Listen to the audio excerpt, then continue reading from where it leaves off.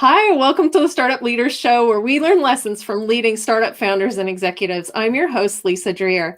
I'm really excited to introduce our guest for today, auto racing legend, Bobby Rahal. Welcome to the show, Bobby. Thanks, Lisa. Nice to be with you. Thanks so much for being here today. Hey, you have some big news, right? It's 2021 is going to be the 30th season of racing for what is it? It's Rahal, Letterman, Lanigan. Lanigan That's Racing right. now, right? That's correct. 30 years ago was the start of my company, the racing company. Of course, I'd raced for several decades, prior 20 years probably prior to that. But at one point in time, I decided it might be a good thing to think about being an owner as well as a driver, and so that's what kind of motivated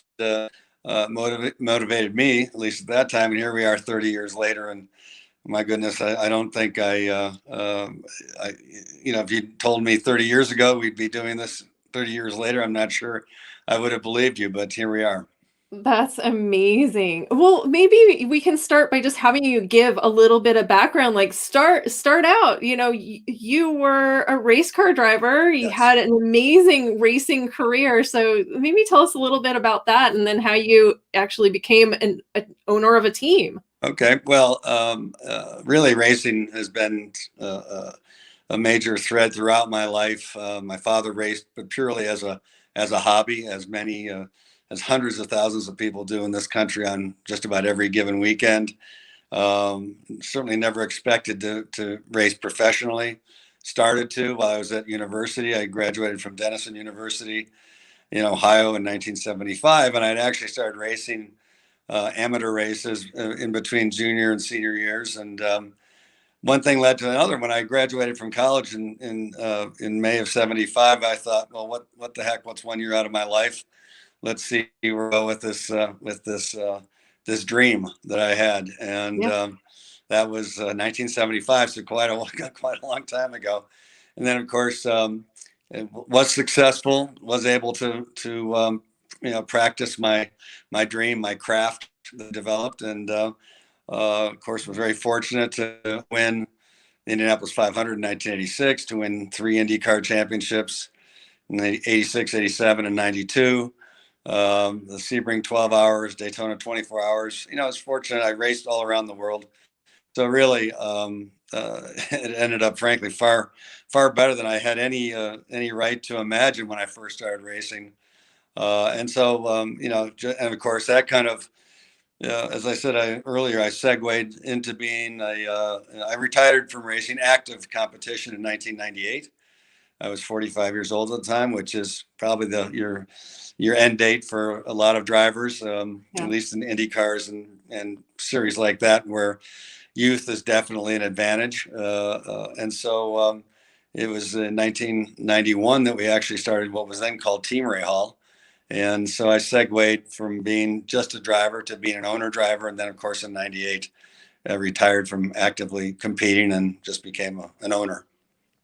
Wow, that's amazing. So I can remember when I was young, we always went to the Long Beach Grand Prix every year. So Right. I grew up at the racetrack every year. We had a boat in the marina that's right by the where the Grand Prix Mhm. races by.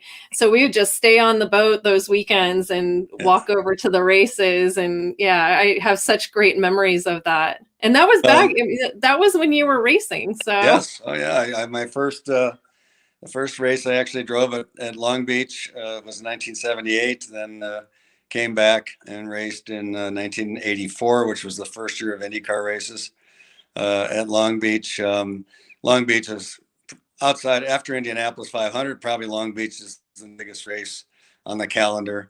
It's Yeah. a real it's the place to be in Southern California. For the most part, it's been in April, but this year it's been delayed till September, and Yeah. will actually be the finale of the championship. So, and everybody, the weather's always been great for us in April, and everybody tells me the weather in September is even better. So I think for those people who are going to have the chance to come and watch the race, it'll be a great event. Yeah, absolutely. So, and now your son is racing. He's been racing Correct. for a while, so he's carrying on that family tradition. What has it kind of been like watching your son race? Well, it's a double-edged sword. It's you take great pride in seeing him prosper and do well and be successful. And then you're also, as a parent, you can't help but feel a bit nervous when you see him out competing. Not really worried too much about what he might do, but more so about what others might do. Sure, But very proud, and of course, he drove for some of the best teams in IndyCar racing in the history of IndyCar racing prior to coming to our team, and so he really earned his stripes, with some great teams that had people like Mario Andretti as past drivers and Jackie Stewart and others. So I mean, it was a great sure. experience for him, and then coming to us about 7 years ago. Now it's been a thrill, especially when we win. And there's nothing better than seeing him win as part of our team. Oh yeah, absolutely. No doubt. So how did that transition come about going from Mhm. driver to team owner? Right. Well, I had no real intention or thought, frankly, of becoming an owner. In fact, if anything, I probably swore I would not become an owner. That just didn't seem to be a concept for me up until I got to be about 38 years old and 37. And the thing that really struck me is I had seen some of the great drivers in the sport become a bit embittered towards the end of their career because they were not getting the best rides anymore. They were not, they felt that maybe they were due something that, maybe do one of those kinds of the quality of one of those kinds of rides. Things didn't happen and they became, they started to become bitter. And I just thought, my God, here you dedicated and committed yourself, for so many years, and this is how you would end up, your career. And that just seemed to really be, something that I would have found just something that I didn't want to even consider. Yeah, And so as a result, I started thinking about, well, maybe there's an opportunity to be an owner or a partner in an existing team, because I felt this way I would have control over the remainder of my career, that I would, be making those decisions that would affect me as a driver. And I could retire when I wanted to retire, not when somebody else said it was time to retire. In fact, somebody said, "What was my greatest success or my greatest achievement in racing?" And I said to him, and it took him a while to understand, but I said to him, "My greatest achievement was my being able to decide when I was going to retire, not somebody yeah, else." And so by the time I hit, and so we did that, and I was very fortunate. We had I'd met various people over the years that were ready to join with me, sponsors and what have you, and off we went. And so our first year was 1992, and of course nobody gave me much of a chance. Everybody said you can't drive and be an owner at the same time. And of course, we won the IndyCar Championship in 1992. So I guess we proved them wrong there, right? oh yeah, And so that was the start. And just over the years, I feel very fortunate because it was a way for me to continue um, my passion for motorsports, but just from a different position, from a different perspective. sure. And so and here I am even today, so 30 years later, and still doing it. And as I said, this has been a constant thread throughout my life. My entire life is motorsports, and of course we were able to segue from that, or transfer some of that success that I achieved in racing, and had the opportunity to get into the automobile business as a result. And that we're now 32 or 33 years into that industry, and so it really worked out. Probably better than I had any hope, and but it was also, there was a tremendous amount of hard work that went into it. It wasn't it wasn't given, it was earned. And so we take great pride in that. Right. So you're talking about Bobby Rahal, Automotive Group, right? That's So correct. Yes. yeah, that's Yeah. great. So So, let's actually segue then into that because, okay. obviously, if you have been running these businesses for 30 years and more, then obviously you have some secrets that we're dying to hear about. Yeah. So Well, I think anybody listening and you certainly know as well and motorsports really, it's so uh, clear in motorsport. You realize very early on when you get into racing that your success is really dependent upon everybody around you. You may get the accolades as the driver, but it's really the team effort, the commitment by people, all working towards one goal, and dedicating themselves to that, and that. And so when I had the opportunity to get into the automobile business, those lessons that I learned from racing really became the hallmark of our culture within our dealership group. We have now over 900 employees in 18 different car dealerships, and uh, the motorsport ideal, in terms of what teamwork is all about and commitment and dedication, is very much a major part of that culture and of the lessons that we provide those who our team members, those who work with us. And I personally feel that that's been very powerful for us. That those team members that join with us, they understand what the expectation is, and they understand that there's success comes by working together and by through humility and through hard work and diligence and all the dedication words that are easy to say but really tough to put into practice. yeah, And so we've been very fortunate. The automobile business, we had very humble aspirations in the beginning. Became a Honda dealership in near Harrisburg, Pennsylvania, in January of 1989.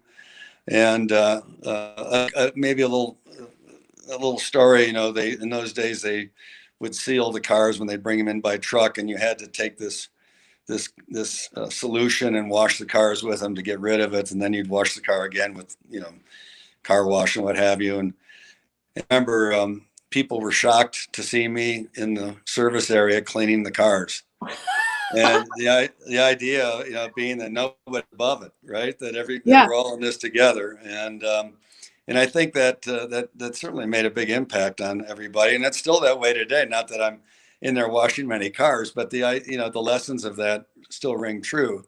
sure. And so it's really been, for us in the automobile, in our world, in our automotive business world, that the lessons that we've learned throughout the many years in motorsport have really come to bear fruit in the retail marketplace for us. Yeah, absolutely. So, what would you say is one of the most valuable lessons, business lessons you've learned over the years? Well, I mean, certainly for me, I truly believe that, uh,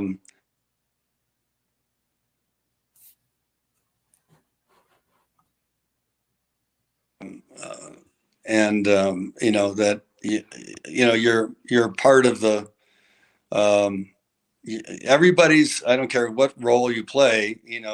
Everybody's contribution is equally important, and we make that very clear to those people coming into our companies that Mhm. first off, if you do your job, there's a path for you to get to wherever you want to go, however far you want to go, but it's done with respect for your team members. It's done with humility. It's done with dedication. All the things that I spoke about, and I think that's what's so satisfying, is to see that being put into practice. And of course, as I said earlier, these all came from the lifelong lessons that you kind of learn, or at least I learned in the world of motorsports. Yeah. So, like, could you give a couple of examples of, what have you pulled from the motorsports world into now your businesses of today? Well, I mean, they're different. They're different. Obviously, different businesses. I mean, yes, there's automobiles involved, but they're different. Um, the different. Again, I think that the things that ring true though throughout are the things that I've just mentioned. That you can. We're in different worlds. We're in different marketplace. We're in the retail marketplace as a car dealer. We're kind of in the entertainment business in the automobile racing side of the equation.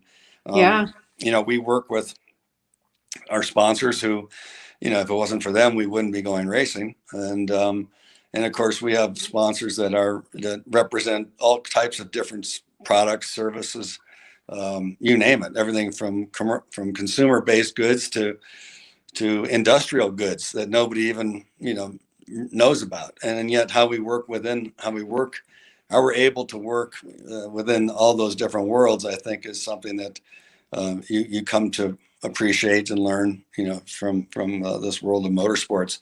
Yeah. And then so I don't know if there's any one specific thing other than how the lessons that I've learned through motorsports, how they were able to be of great value you know in the retail marketplace. I mean, for me, um, I knew that I was not going to drive forever. There's not many 90-year-old race car drivers out there, and Yeah.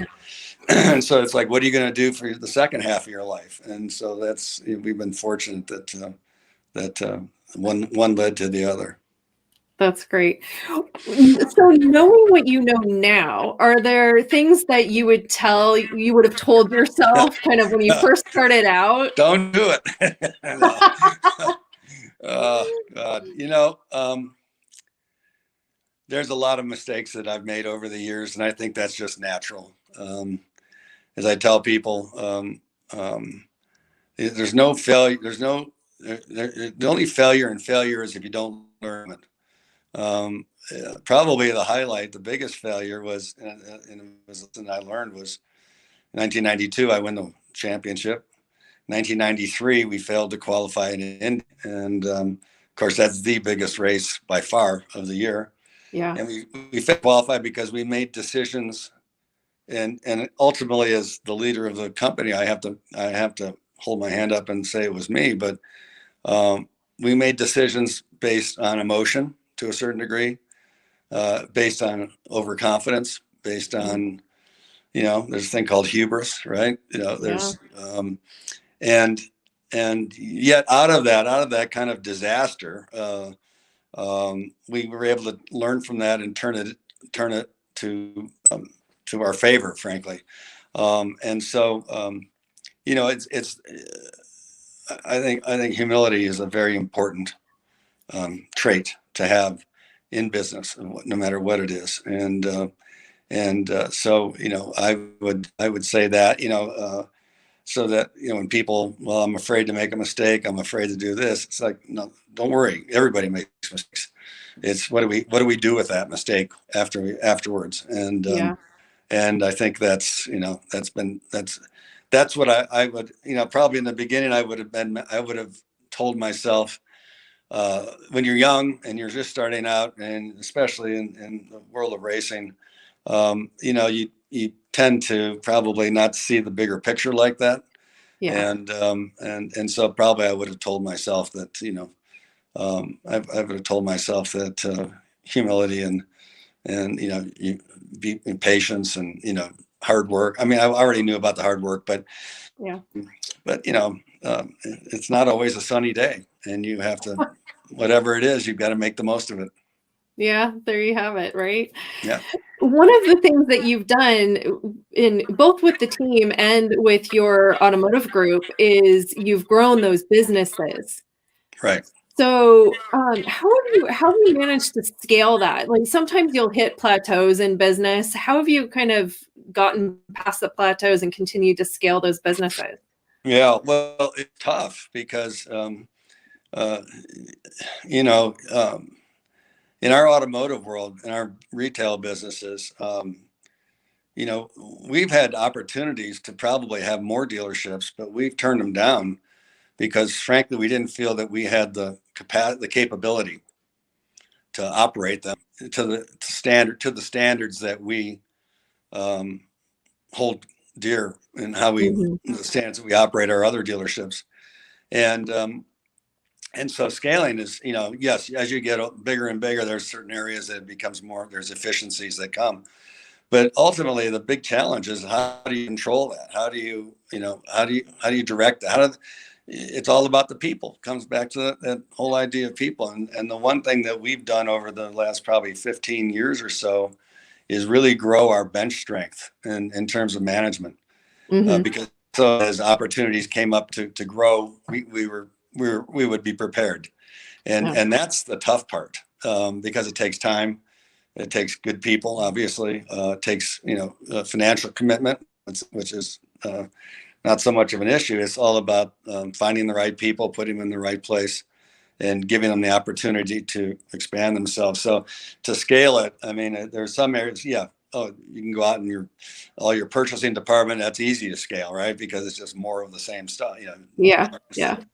instead of 100 pieces, you're buying 1,000 pieces. But it's the human element, I think, that makes it tough, makes it a real challenge, and that's something that it's constantly in our case, it's constantly reinvesting within our automotive group to Hmm. continue to grow organically, not to go out and try to pick people from other places. But for us, again, that culture is so important to us that the best way for us to continue that and to grow that is by bringing people in without preordained ideas or what have you, Yeah. and you know, predisposed ideas, and you know, this way we start anew. It's a longer process, but I think it works.